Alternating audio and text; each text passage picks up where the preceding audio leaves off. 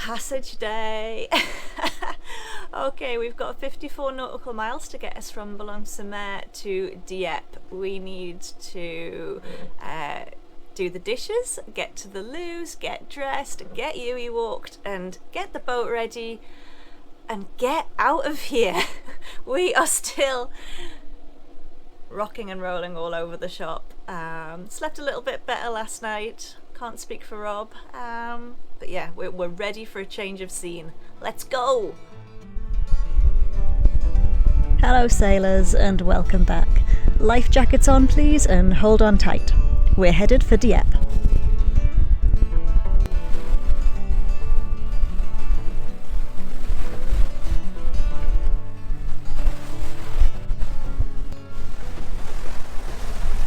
Well, that was fun and games. Coming out of the harbour, the wind was just in our faces. Woo! Oh, it's okay, Yui. Felt like 30 knots in the face. Got out of the piers, turned so then the swell was on our side. That's when the solar panels decided to make a run for it. Fair play to Rob though, he was like very calm. We just tried to keep hold of them while the boat was rocking all over. And as soon as we had a little bit more stability, managed to get them back into their positions. We've got the Genoa out, which has stabilised us a little bit. And we've got some rolly following seas, which probably look like nothing on the camera. How are you doing, Skip? Yeah, this is proper sailing now. Like, gone of the benign conditions, and this is testy. Like it is. But the swell for certain is forecast to die across the day a little bit. I mean, we've got a bit of a foul tide against us at the moment, so it's not helping, but this is a big following sea for us, like, isn't it? Yeah.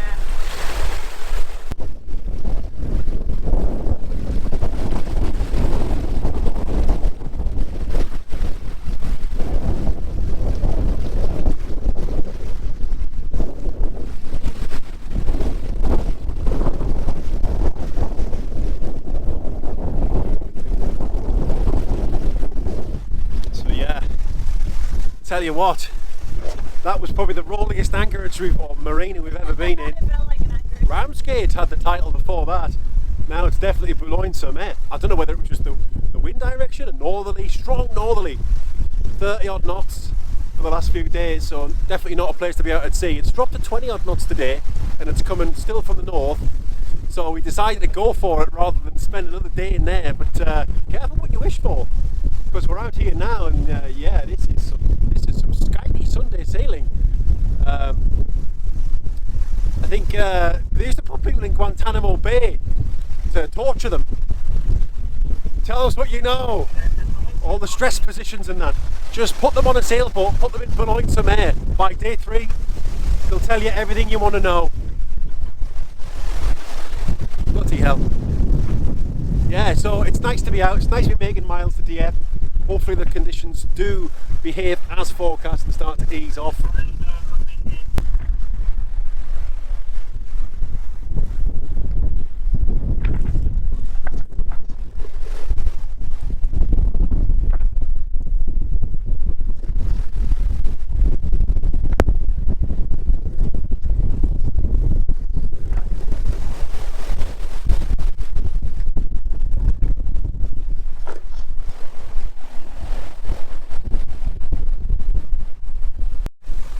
Sit rep, hour and a half in, 8 miles done.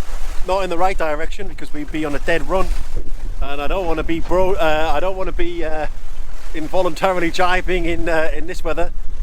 We've got, let's say, a third of the Genoa out, and that's it. I think that's all that's needed. We don't want to give the boat too much power and risk broaching. Boat has been trying to round up a little bit, more with the swell than anything else. But third crew member, good old Auto Helm, is handling it nicely. It's not dying off yet in terms of the swell, although the tide is still going against us a little bit and will do for the next 45 minutes. But yeah, like some people have a cup of coffee in the morning, a cup of tea to wake you up. Also, what you can do is just come out of a pier entrance with a 5-foot swell against you and 25 knots of wind. Also has the same effect. I think we're all getting used to it now a little bit. You know, the boat's solid, it's doing the do. But everybody knows Badger eats mashed potato, and we've got another 10 hours to go.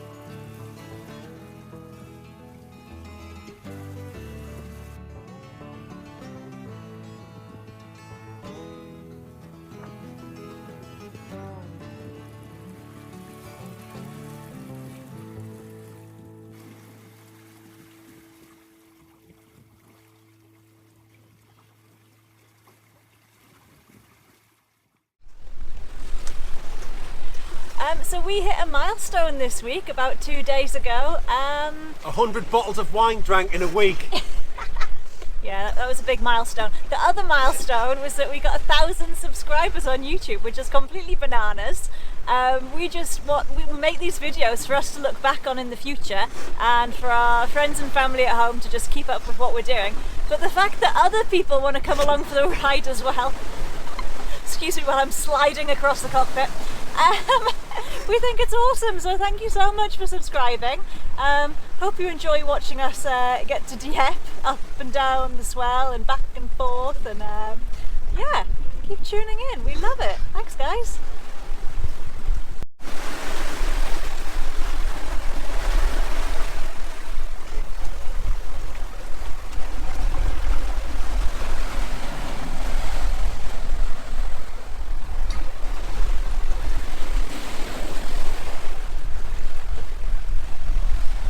Although the forecasters were saying the swell would ease as our passage continued, as you can see, no one had bothered to tell the sea that.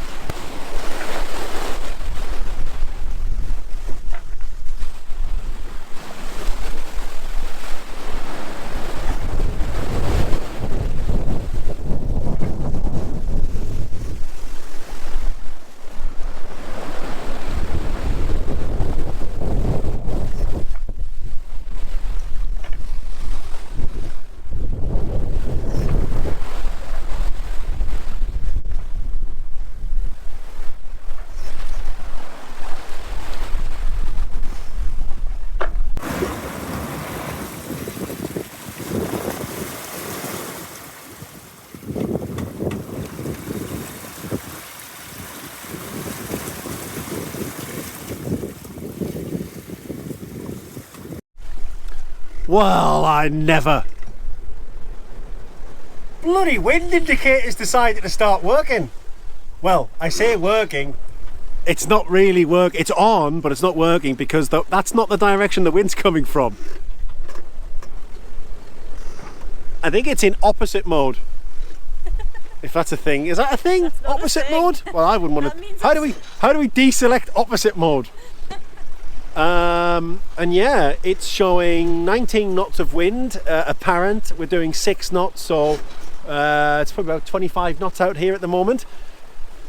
Every time I think the sea state is evening off a little bit, it sends like 3 big ones, doesn't it? yeah, it does. You look off the transom and you just see a wall of water. I'm not joking. Quite disconcerting, but then you just raise up and you come back down. Although now you've put the camera on, it's chilled out. Well, yeah, it always does, doesn't it? So we are, thankfully, we're pointing straight at Dieppe now as well. So we've just been using the auto helm very carefully, a couple of degrees here, a couple of degrees there, and just watching how the boat balances, seeing if the Genoa starts to back or anything like that, just so that we can get a sailing angle that's comfortable for us. I know you can do this manually, you know, using the helm and stuff like that, but there's a lot more things to look at than just helming at the moment. And yeah, I think it's great to use the auto helm in situations like this, to be honest with you, because it will just hold a course. I mean, it is reactive. It doesn't kind of what do you call it? Like what do you call it? Preempt. You know, certain waves and kind of you know, take action before the effect of waves and wind on the boat, but certainly reacts very quickly, and it allows us to do other things like hang on. Watch for solar panels. Yeah, watching for solar panels flying off. I mean, with that, they're held on with the 4 corners at the moment. I did ask for them to be attached with cordage, and we agreed that that would be done, but it doesn't appear that it is, so that's going to need to be sorted out, because I literally had solar panels flying in the air and the sea was heaving, wasn't it? Yeah, it was heaving. I'm not exaggerating, it was heaving. Big one. You know, so yeah, we need to get the solar panels actually attached to the boat. Anyway, what was I talking about? Yeah, we're pointing at Dieppe, which is good because that's where we're going.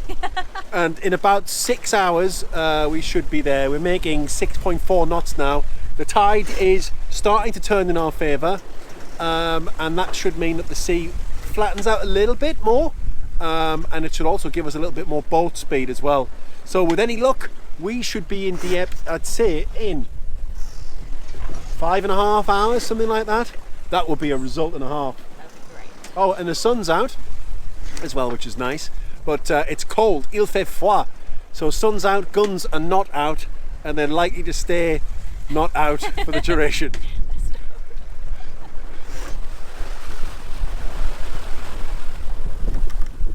So in all the months I've been thinking about coming to France, there's been one thing that's I've been really excited about, and that is the French do great tinned food. And on a boat, tinned food is amazing because it doesn't go off, it doesn't break very easily, and you can store it forever, and it doesn't really go off.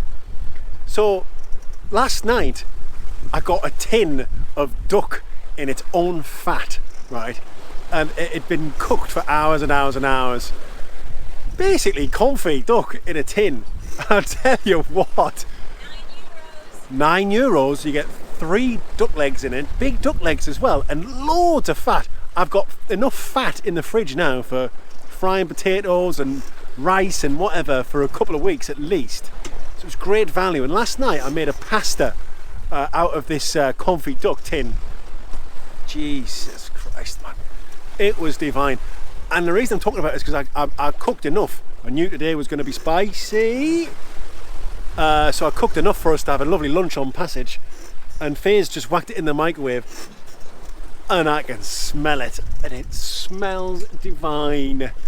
If anyone's interested, I can create some content of these tins I speak.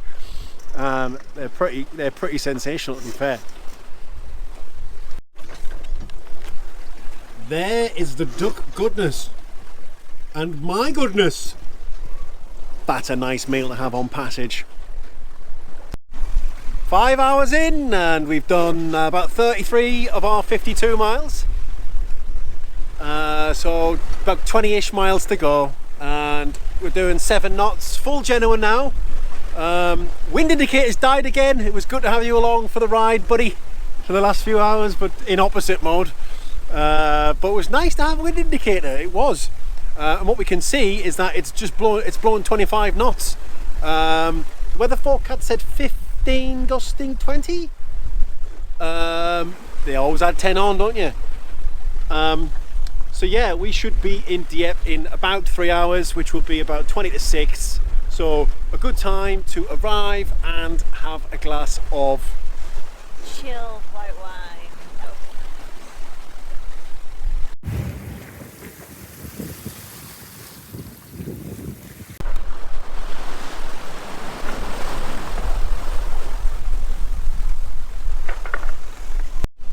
Alrighty then, we've got about an hour to go. Yes. Happy to say, mind, I must say it's been a fairly exhilarating roller coaster ride of a downwind sail, Yeah. hasn't it? At least we're not going that way. Oh, I did see a boat going the other way earlier on. I thought, blimey, he's either running from someone, he owes someone money, or he needs to be somewhere. I've no idea. Or he's got an adrenaline deficiency. Yeah, who would go the other way in this? So yeah, can't complain. I mean, we've actually managed to do this in a single tack, which I can't believe, because we're on a dead run. But I think what we found is that when there's a lot of wind and you're on a dead run and you're getting the swell rocking you from side to side and stuff, as long as there's enough wind to keep that sail full, it doesn't back anywhere nearly as much as it does when it's light winds. So I've been keeping a close eye on the sail now for, well, 7 hours or whatever it's been, and we haven't backed or anything like that. I've just done a few adjustments to the auto helm here and there, but we've managed to get down a single tack, which is terrific actually. We've been doing like 6.5, 7 knots. Well, we've been above 7 knots now for the last 4 hours. Yeah. So you know, it's turned a 10-hour journey, which is what we planned for, down to about a 7-hour journey. So 3 hours doesn't sound like much, but out in this, I'll take that, like, definitely. Yeah. So yeah, that wine is. We're ready to get in, get tied up, get Yui out, and get to the bar. Sounds like a plan to me. Good plan. The waves might not look like much in the harbour entrance, but the current was strong, and Rob had to work hard on the helm to guide us safely into the marina.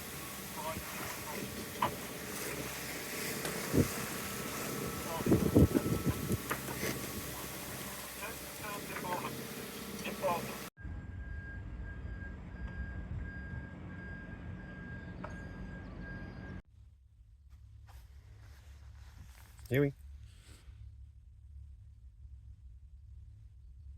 what do you want? What do you want? You trying to tell me something? You try to tell me that every day, don't you?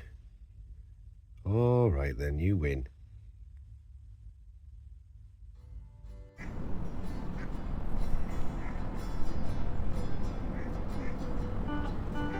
Though we'd been in France almost 2 weeks, we'd largely eaten on the boat, and the only meals we'd had out were a kebab and a Chinese.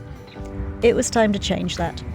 So we put on our number ones and set off to find a French seafood restaurant that featured in Rick Stein's Hidden France.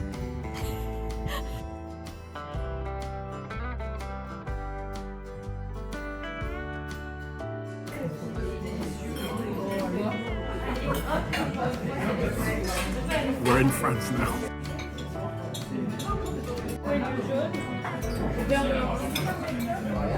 And then pan up Clive. We don't know what it is, but it looks nice. By George, what a meal. We're so full. So full. And there was a table in there of people who were clearly just on a work lunch for a couple of hours. There was wine on the table, they ate as much as us. I mean, what kind of work's being done in that workplace this afternoon? What's getting done on a Tuesday afternoon? Well, I'm glad I've got no work to do. But crikey, it was so French. It was so good. Didn't understand the menu. The portions were massive. The portions were grand. Very full. What we'll be eating later on, I think we'll have a bit of baguette. But I think that's going to be about that, isn't it? That's Very happy. Yes. I mean, yeah, for the first French meal, that was outstanding, magnifique. Yes. What a Loved treat. it. So a little bit of googling, and it turns out what we ate was lieu jaune, which is yellow place, which we would call a pollock. Very nice. It was fresh, but only in France do you need a degree to eat a bowl of fish soup. Soup de poisson. I got 2 spoons. I got some mayonnaise type stuff and some cheese. And I didn't have a bloody clue what I'd do with it.